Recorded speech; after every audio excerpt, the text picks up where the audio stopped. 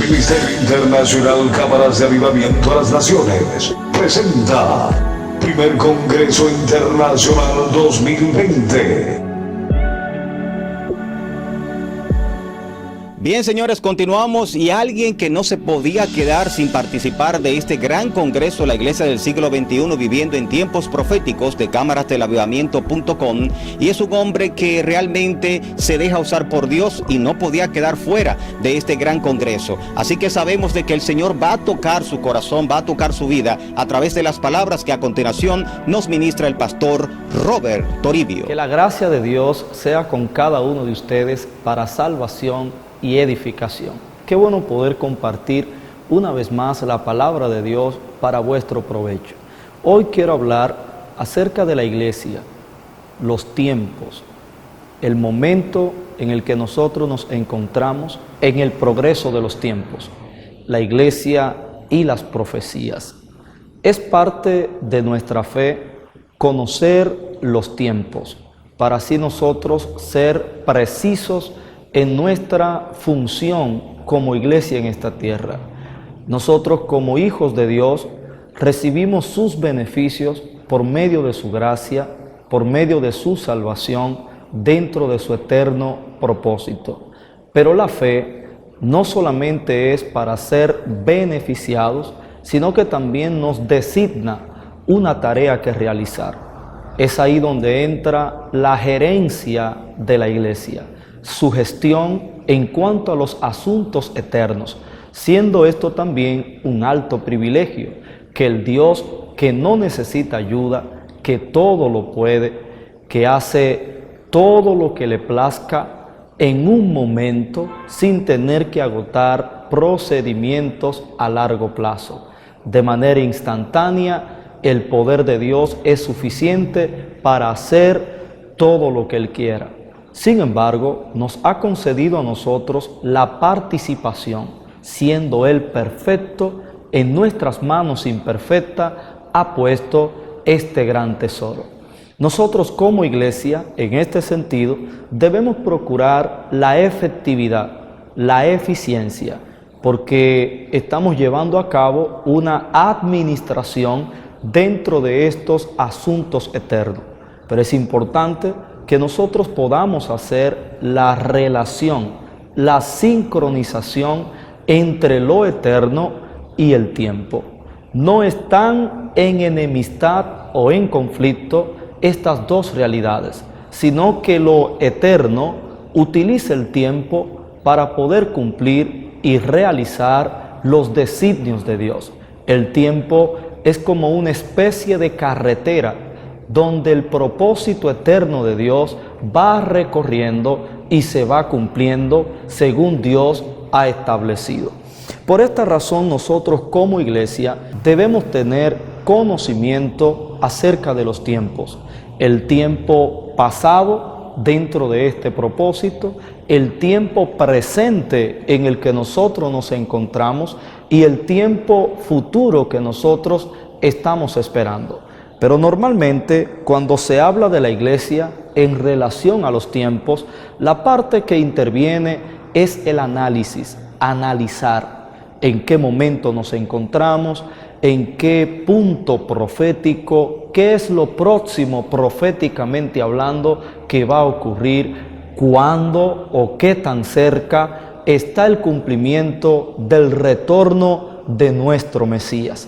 Normalmente esto ocurre cuando miramos los asuntos proféticos. Sin embargo, dentro de esta realidad de análisis existen muchas diversidades que, hablando con sinceridad, han causado mucha confusión. Lamentablemente, la condición de división, de rivalidad, de competencia que hay en gran parte de nosotros como iglesia del Señor, lo que hace es interrumpir o perjudicar la efectividad que pudiéramos tener si estuviéramos de acuerdo, ya que entre nosotros existen muchos ministros competentes, personas que tienen mucha luz acerca de la verdad escritural, acerca de lo escatológico, acerca de los tiempos, pero intervienen asuntos del corazón, que entorpecen, que oscurecen lo que sería tan efectivo si lo haríamos de manera sana y dentro del vínculo perfecto que es el amor. Sin embargo, en esta intervención yo no quiero enfocarme tanto en lo que es el análisis, y es importante y ya estoy introduciendo algo al respecto. Más bien quiero enfocarme en lo que es la actitud que nosotros como iglesia debemos tener en el tiempo en el cual nos encontramos, ya que muchas veces al estar solamente en el análisis de las cosas, perdemos de vista cuál es la actitud que nosotros debemos de tener. Esto hace que nosotros seamos sabios o entendidos en el intelecto, que tengamos mucho conocimiento, pero no exista coherencia entre el conocimiento que tenemos acerca de los asuntos eternos, acerca del final de los tiempos, acerca de la segunda venida de Jesucristo y dentro del contexto profético que nos corresponde como iglesia. Tenemos gente con mucho conocimiento, pero a veces parece que esto se convierte en una distracción que nos aleja de poder armonizar la manera en que nosotros vivimos con ese conocimiento. Si el conocimiento de los asuntos de Dios no produce un efecto transformador en nosotros, no se expresa en una praxis, en una práctica de eso que conocemos, tal conocimiento es vano, según la palabra del Señor. Yo quiero tomar unos versículos como base escritural de esto que quiero o estoy compartiendo. En el libro de Romanos capítulo 13, versículo 10 al 14, hay una declaración que para mí es muy acertada con lo que estoy tratando. Dice así la palabra de Dios en nombre de Jesús: el amor no hace mal al prójimo, así que el cumplimiento de la ley es el amor. Y esto, conociendo el tiempo, que es ya hora de levantarnos del sueño, porque ahora está más cerca de nosotros nuestra salvación que cuando creímos. La noche está avanzada y se acerca el día. Desechemos pues las obras de las tinieblas y vistámonos las armas de la luz. Andemos como de día, honestamente, no en glotonerías y borracheras, no en lujurias y lascivias, no en contiendas y envidias, sino vestíos del Señor Jesucristo y no proveáis para los deseos de la carne. Estos versículos que acabamos de leer forman parte de una sección de exhortaciones que Pablo dirige dentro de esta epístola, y luego de presentar lo que es la correspondencia en el inicio del capítulo 12, que nosotros deberíamos tener a la obra de salvación, al propósito que desde la eternidad Dios predestinó para nosotros, entonces presenta lo que es el aspecto corporativo de la iglesia, como nosotros, siendo creyentes individuales, a la vez somos un cuerpo en el cual debemos convivir y cooperarnos unos a otros para cumplir el propósito que tenemos en común. Pablo entonces en esa dirección dirige todas estas exhortaciones, habla de lo que es la convivencia también nuestra, cómo debemos sobrellevarnos, la convivencia con el mundo, el deber que tenemos como creyentes ante el mundo cuando alguien se levanta contra nosotros en conflicto, cómo deberíamos vencer el mal con el bien sin resentirnos en nuestros corazones, cómo debemos cumplir ante las autoridades terrenales. Y dentro de todas estas exhortaciones que corresponden a la vida de fe, a la nueva vida, Pablo llega a lo que yo llamaría una cúspide en este versículo 10, hablando del amor. Pablo utiliza lo que dentro de la fe judía es el mayor de los mandamientos, y dentro de la fe cristiana también, el amor a Dios por sobre todas las cosas, y el segundo mandamiento que se deriva y es semejante de este es amar al prójimo como a nosotros mismos. Desde esta cúspide, Pablo establece que si nosotros amamos al prójimo como a nosotros mismos, entonces será un asunto natural, un resultado, un fruto natural, todas las exhortaciones que Pablo ya dijo. Y también si amáramos a Dios sobre todas las cosas. Luego de Pablo llegar a esta cúspide, me llama mucho la atención que Pablo, pudiendo haber terminado, porque llegó a una cúspide de su conjunto de exhortaciones, pero Pablo considera que hay un grado de importancia en lo próximo que dice. Por eso, a manera de un paréntesis, él incluye esta parte cuando dice, y esto es lo que ya dijo, la cúspide en cuanto al amor, dentro de las exhortaciones y compromisos que nosotros tenemos en cuanto a la fe y la vida nueva en Cristo. Pero él dice, y esto, conociendo el tiempo. Pablo añade que nosotros tenemos dentro de nuestro compromiso el conocimiento de los tiempos. Esto indica que como iglesia no deberíamos estar viviendo a la ciega, y me perdonan si le causa alguna ofensa esto que les voy a decir, pero la mayoría de nosotros, la iglesia del Señor, estamos durmiendo.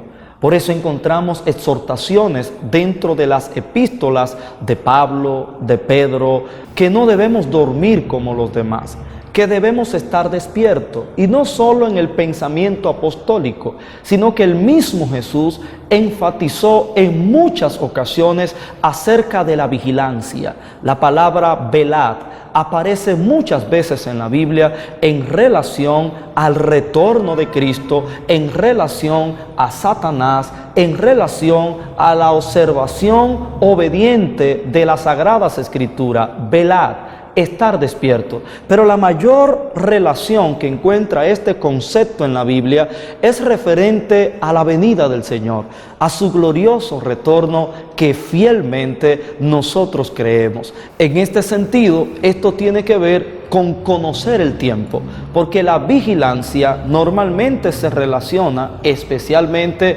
en las palabras de Jesús, tiene que ver con el tiempo. Por eso él dice en Lucas capítulo 12 que ¿quién es el siervo vigilante?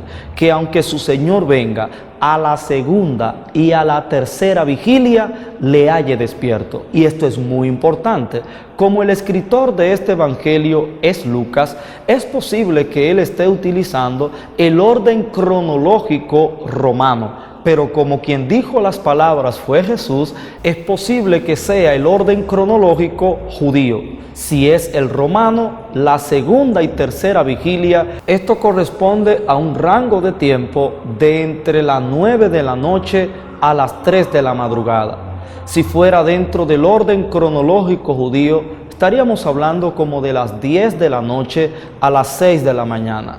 Esto quiere decir que se refiere a la parte más difícil de la noche para estar despierto, porque hablar de la madrugada, incluyendo las 12 de la noche a las 4 de la mañana, y pudiéramos hablar de las 5 de la mañana, son los momentos donde más fuerte ataca el sueño. Sin embargo, Jesús dice, no que así será, sino hablando de una posibilidad y a la vez llamándonos a velar o estar despierto en todo momento. Él dice que aún en los momentos más difíciles de la noche, para estar despierto, que es un mayor desafío lograr la vigilancia, deberíamos hacerlo.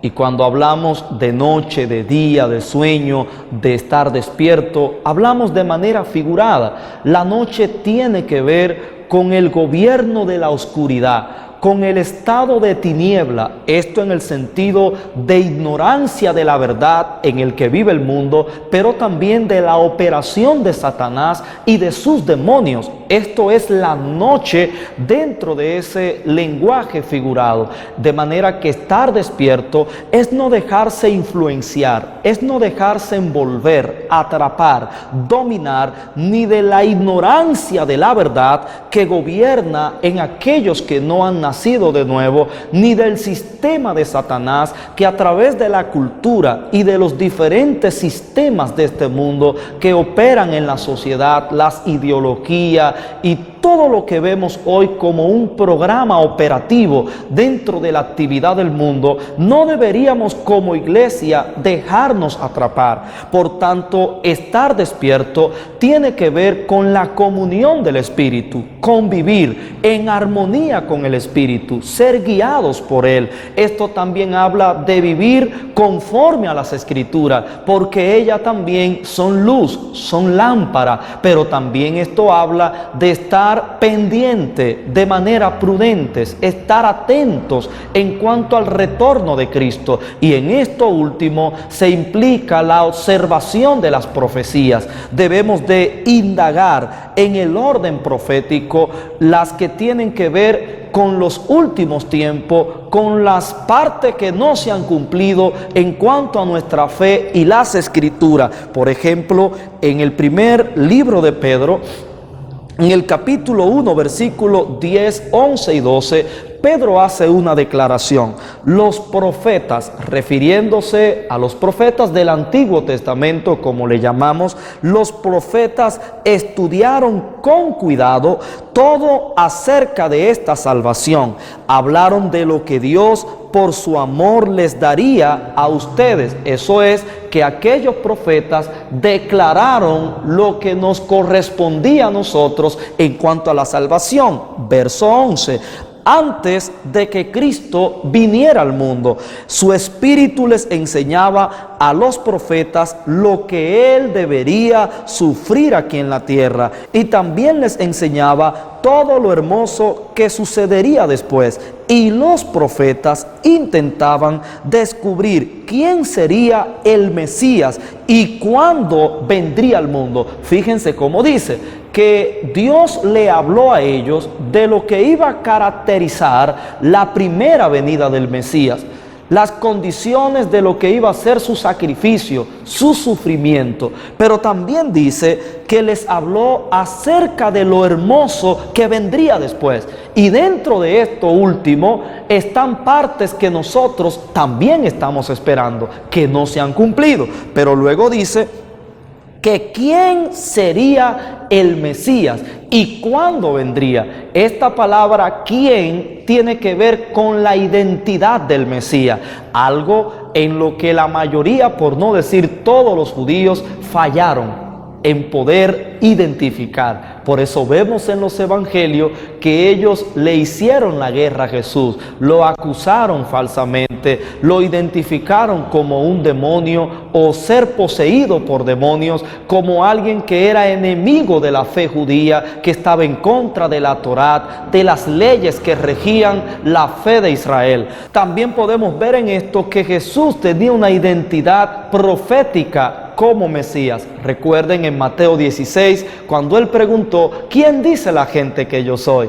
Y quien acertó fue Pedro cuando dijo, tú eres el Cristo. Esta palabra Cristo es en griego Mesías. Pedro estaba reconociendo al Mesías y todo el que lo reconocía podía participar de las bendiciones que él trajo, que incluían sobre todo la liberación de Israel y de todas las naciones de la tierra. No una liberación política o militar, sino la principal liberación, que es la del pecado y la condenación eterna. Pero luego dice, ¿cuándo? Esto habla de tiempo. ¿Cuándo se cumpliría? En este sentido, Jesús también hizo un reclamo a los maestros y fariseos de Israel al decirles, ustedes saben reconocer el aspecto de los tiempos en cuanto a la lluvia, en cuanto al sol, pero no saben discernir el cumplimiento profético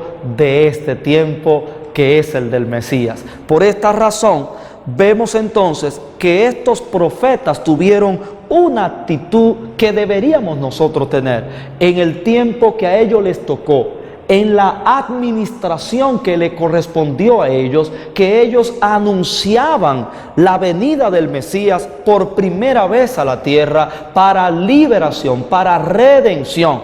Ellos administraron esta parte de la verdad, pero fíjense la responsabilidad. Ellos indagaron al Espíritu, consultaron en oración, pero también consultaron las profecías que ellos mismos comunicaban. Aquí hay una actitud que debe ser aplicada a nosotros como iglesia del Señor. Ellos administraron la primera venida del Mesías y todos los resultados que vendrían después de esto. Para nosotros ya no es profecía oral, sino profecía escrita, que es la palabra profética más segura.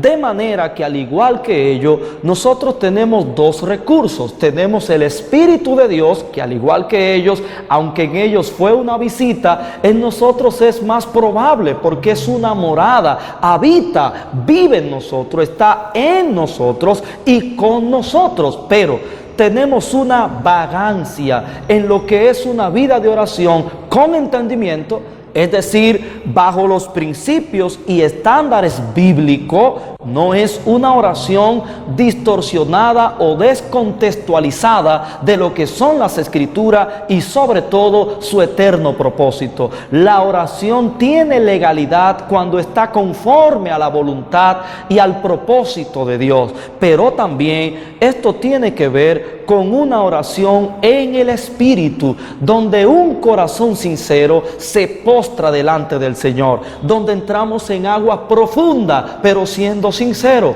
Hoy más que nunca la vida de oración, la calidad de la oración ha caído, y esto ha tocado pastores, ha tocado ministros de la alabanza, ha tocado ministros de la predicación, ministros en todas las índoles y funciones de la iglesia. Tenemos una vida de oración pobre, por eso tenemos hoy más que nunca mucha teoría, pero poca autoridad, muchas palabras, pero pocos hechos, muchos discursos, pero poco poder de Dios manifestado, porque es la evidencia de una pobreza, de una precariedad en la vida de oración. La oración fue uno de los elementos investigativos que ellos utilizaron. Para ellos indagar al Espíritu, entraban en acuerdos de oración colectivo y un compromiso de oración individual, pero también la consulta de las Escrituras,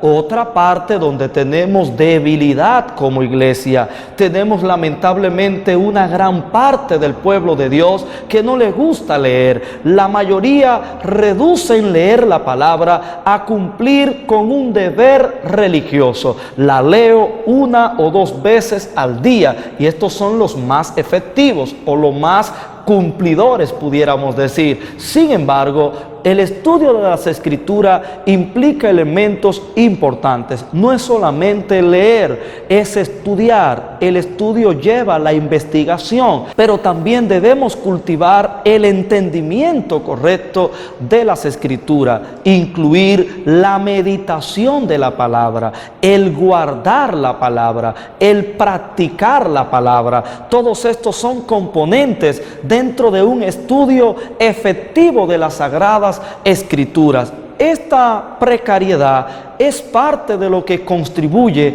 a que tengamos una iglesia sin una brújula correcta en cuanto a lo profético y en cuanto a los tiempos. La Biblia dice acerca de la tribu de Isaacar que ellos eran conocedores de los tiempos y segundo, sabían lo que había que hacer en cada momento. Cuando conocemos el tiempo, entonces tendremos la actitud correcta en el momento en el que estamos viviendo. Pablo entonces explica esta exhortación de que debemos conocer el tiempo, y él añade que es ya hora de levantarnos del sueño. Dice la razón, porque ahora está más cerca de nosotros la salvación que cuando creímos. Cuando Pablo dice que debemos añadir a la cúspide de toda exhortación, que es el amor a Dios y el amor al prójimo, entonces Pablo dice que a esta importancia relevante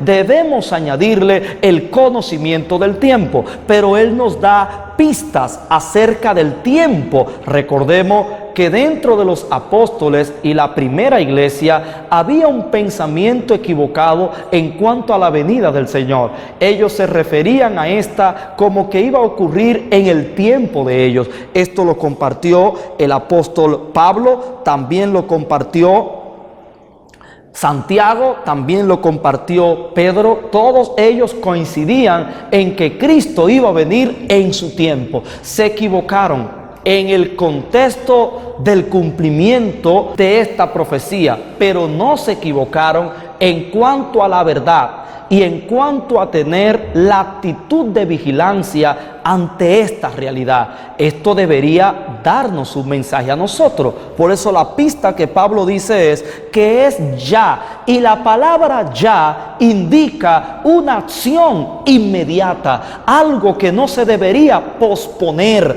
algo que deberíamos considerarlo para hacerlo ya, ahora, que es ya, hora. Y esta palabra hora habla de tiempo, es ya hora de levantarnos del sueño, una condición de estar inactivo, estar desubicado, ignorantes de esta verdad y de la actitud que corresponde. Dice él, porque ahora, porque ya está más cerca de nosotros nuestra salvación que cuando inicialmente creímos. Partiendo del punto histórico en el que Pablo se encuentra, podemos ver que Pablo dice que ahora está más cerca. Quiere decir que el proceso de la salvación y su cumplimiento profético en el tiempo ya había caminado de un punto hasta donde Pablo se encuentra hablando. Ahora calculemos cuánto ha caminado el proceso de la salvación en el tiempo desde el punto en el que Pablo está hablando hasta el punto en el que usted y yo nos encontramos. Han pasado 2000 y pico de años. Si Pablo está diciendo que la razón por la cual hay que despertarse del sueño ya es porque está más cerca la salvación, y lo dijo en su tiempo, cuánto más nosotros deberíamos estar despiertos en cuanto a esta realidad. Cuando analizamos el tiempo en el que está viviendo la iglesia y el mundo en el que nos encontramos, nos daremos cuenta de un mensaje. El mensaje tiene urgencia, contiene diligencia. Ya hay que levantarse del sueño. La razón está más cerca de nosotros, nuestra salvación, que cuando todo esto comenzó. Y hablar de que está cerca la salvación no solamente se refiere a la realidad de la salvación en cuanto a la fe, sino al retorno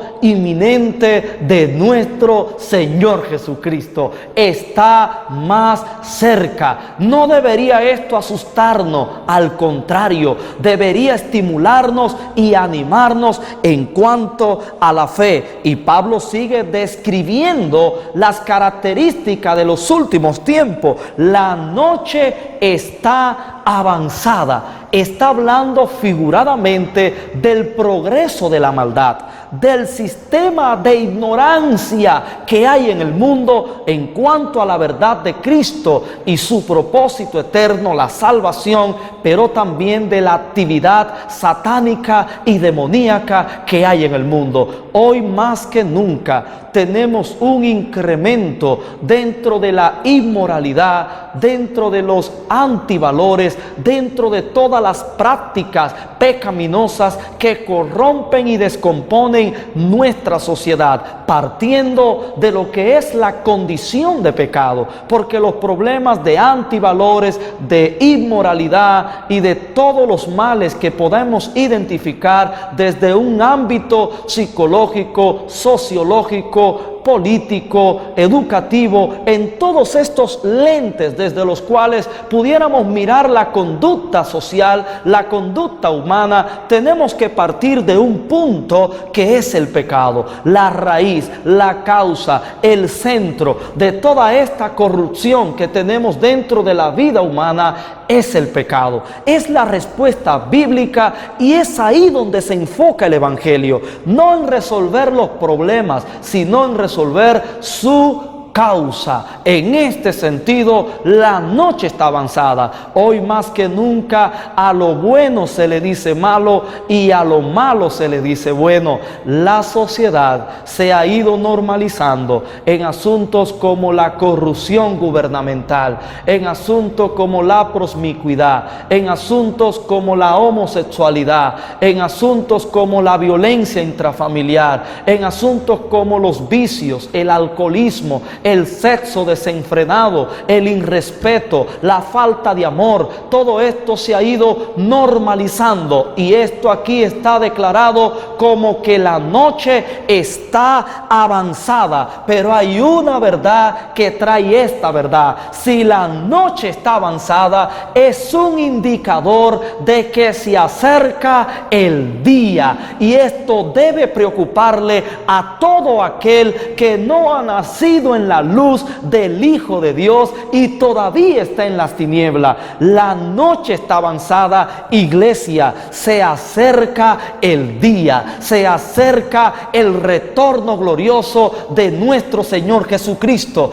El avance de la maldad es un mensaje que indica, que pronostica que se acerca la restauración de todas las cosas. Por tanto, iglesia, no deberíamos estar debilitados a merced de la influencia que genera el incremento y el avance de la maldad, sino que deberíamos estar erguidos, deberíamos estar firmes en esta verdad. Por tanto, Pablo dice que en consecuencia de saber que la noche está avanzada y que por tanto se acerca el día, Pablo declara cuál es la actitud que deberíamos tener: andar como de día. Y esta palabra como indica una especie de actuación, pero no en el mal sentido, sino que espiritualmente, realmente no es de día, es de noche. Proféticamente y espiritualmente sobre el mundo hay una era de oscuridad. Cronológicamente, dentro de un aspecto profético, estamos a oscuras. Sin embargo, dice que debemos andar como de día, que aunque es de noche, los hijos de Dios, la iglesia, deben vivir como hijos de luz. Y vivir como hijos de luz implica que debemos estar despiertos mientras otros duermen. Los que están durmiendo están fuera de la luz, y estar durmiendo implica que la corriente de este mundo caído, de la maldad, de la oscuridad que opera en este mundo, se está llevando de manera natural, arrastrando a su conclusión de condenación y destrucción a todos los que están durmiendo. Pero estar despierto indica estar contra la corriente de pecado. A nosotros no hay que contarnos lo que nos está pasando. Los que están en el mundo están en sueño, tienen una imagen irreal de lo que realmente está pasando. Pero nosotros que estamos despiertos, entiéndalo desde la figura natural de estar durmiendo. Si ahora mismo en una habitación de donde usted se encuentra hay alguien durmiendo, no sabe nada de lo que está pasando. Pudiera despertar con una imagen de algo que pasó de manera irreal en su sueño, pero quien deberá contarle lo que ocurrió en las horas en las que él estaba durmiendo, o ella, es usted que está despierto. Por tal razón, la iglesia es la que le debe contar al mundo la verdad que está ocurriendo. Ellos no lo saben, ellos están durmiendo. Lo que ellos ven es lo que el diablo les proyecta para mantenerlos entretenidos, encantados en el sueño. Mas nosotros que estamos despiertos sabemos la verdad y sabemos las pautas proféticas que se están cumpliendo. Esto implica la predicación del evangelio. Debemos alertar al mundo. Somos la luz de este mundo. Debemos andar despiertos como de día. Pero Pablo especifica algunas características de la vida en oscuridad. Y Pablo dice, a manera de negación, de manera que nosotros no deberíamos asumir esta conducta que es pecaminosa. Pero antes él dice, ármense, pónganse las armas de la luz. Y aquí aparece un término que corresponde a guerra. Pónganse las armas de la luz. Esto tiene que ver con armamento, con armadura. ¿Por qué Pablo utiliza este término dentro de esa convivencia entre la luz y las tinieblas? Específicamente, porque para andar de día, cuando es de noche, hay que entrar en conflicto con las tinieblas. Hay que entrar en confrontación con las tinieblas. Tendremos que chocar con la actividad satánica y de sus demonios. Tendremos que chocar con los que están gobernados por él y no quieren reconocer la verdad que nosotros comunicamos desde la vida despierta que tenemos. Y esto no debería intimidarnos. Debemos entrar en conflicto. No es que usted va a buscar pleito, es que el solo hecho de usted vivir contra la naturaleza del mundo va a crear un conflicto de manera natural. Armémonos, dice aquí, y una de las maneras en que nosotros golpeamos ese sistema es cuando no correspondemos, es cuando no seguimos la misma corriente que ellos, es cuando no vivimos de acuerdo con ellos. De esto dijo Jesús: si ustedes fueran del mundo, si ustedes vivieran igual que ellos lo amarían, pero por cuanto ustedes no viven como ellos los aborrecen. Iglesia del Señor, hoy en día hemos querido cambiar la persecución del mundo por el aplauso del mundo. Lamentablemente, muchos líderes y mucho pueblo de Dios se han prostituido, se han comercializado y se han secularizado. Sí, óigalo bien, aunque le choque a alguien, aunque le mate una vaca sagrada a alguien, hay pastores, hay líderes que han secularizado la iglesia, que la han cualquierizado, que la han prostituido para caerle bien al mundo, para poder ganar al mundo, empeñando la esencia, lo sagrado, lo santo que caracteriza la vida de la iglesia. La iglesia no conquista usando las estrategias y las armas del mundo. La iglesia conquista usando el armamento y las estrategias de nuestro reino, las coordenadas de nuestro espíritu, las pautas de las escrituras. Cuando nos salimos de ahí, aunque digamos conquistar, es mentira. El mundo nos está conquistando a nosotros. Por eso Pablo dice: andando no en glotonerías y borracheras, no en lujurias y lascivias, no en contiendas y envidias.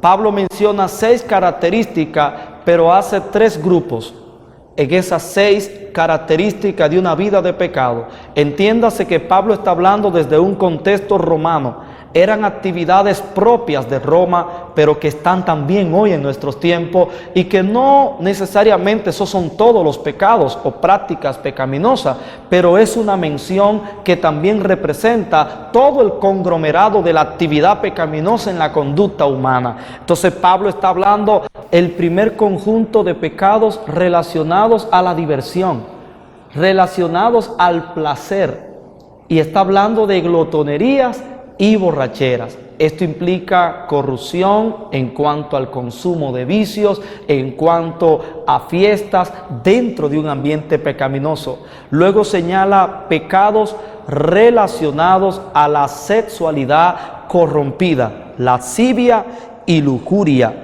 Pablo está hablando de una condición indigna del sexo dentro de las personas, en lo cual se incluye, tomando en cuenta la parte cultural romana desde la cual Pablo habló, tiene que ver con los pecados como el incesto, tiene que ver con pecados como la homosexualidad, el lesbianismo, el sexo entre personas del mismo género sexual.